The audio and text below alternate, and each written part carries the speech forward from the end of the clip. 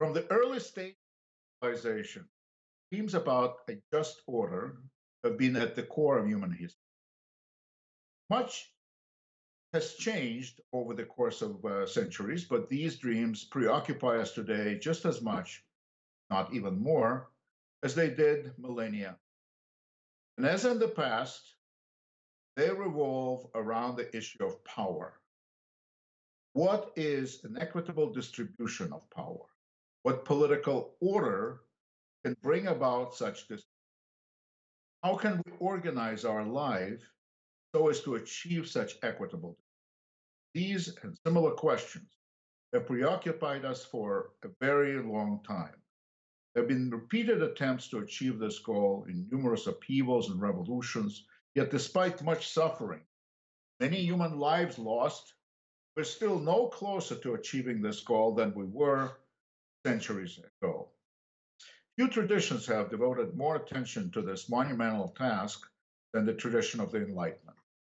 This tradition has dominated and continues to dominate our civilization for the last 2.5 centuries. The belief in reason, our capacity for rational thought, is the focal point of the Enlightenment.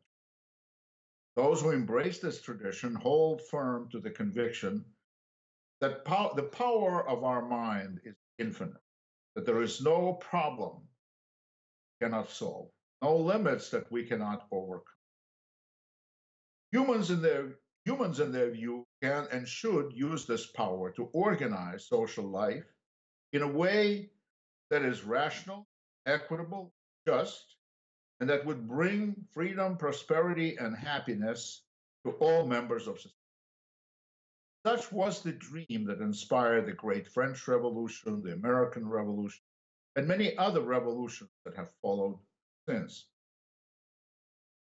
Considering the main preoccupation of the Enlightenment project with politics and society, power is naturally one of its major foci. Thinkers of the Enlightenment argued that using reason and rationality to control and guide power was the essential condition of human emancipation. The pursuit of this goal has been relentless.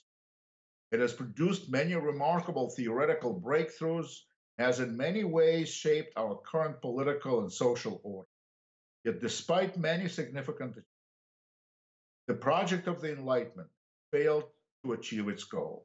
It has proven to be very elusive. Reason and power do not appear to be any closer to each other today than they were during the age. Moreover, some even argue that the Enlightenment tradition is degenerating to some earlier forms of social organization. Michel Maffesoli, for example, argues that postmodernity is characterized by the abandonment of individualism and the reversion to neo-tribalism and nomadism. Others see the invigoration of the influence of atavistic archetypes, whose powerful influence on our civilization Carl Jung discussed in his work. Why has the Emancipation Project not been realized? Can it be realized? If so, how? In order to understand why the project has not been successful, we need to take a look at some fundamental aspects of the general approach that the Enlightenment tradition has used pursuing this project. I will use for this analysis the works of Jürgen Habermas, one of the most important contemporary advocates of the Emancipation Project. Like many others, Habermas sees exclusion as the source of domination, and consequently for him, as for many others, the realization of the Emancipation Project consists in the elimination of exclusion. However, critics point out that Habermas's theoretical perspective does not eliminate exclusion as related, for example, to women and minorities. Why does exclusion persist, the theoretical perspective advanced by Habermas? In his solution of the problem of exclusion, Habermas emphasizes the need to enhance the role of communicative action in the public sphere, where formation of political opinion and will take place. Communicative action is oriented toward the object and motivated by objective knowledge rather than private interest in the self.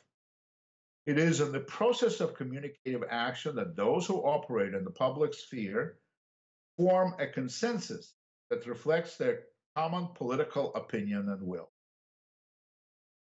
The guiding principle in the formation of this consensus is the force of a better argument. That is, argument formed in accordance with the accepted norms of rational discourse, logical consistency, and empirical verification. These criteria are derived from our capacity to reason. The adoption of these criteria imply that Habermas accepts our capacity for conscious reasoning, our consciousness, as the primary ontological reality and the supreme arbiter in determining what has truth value. Our consciousness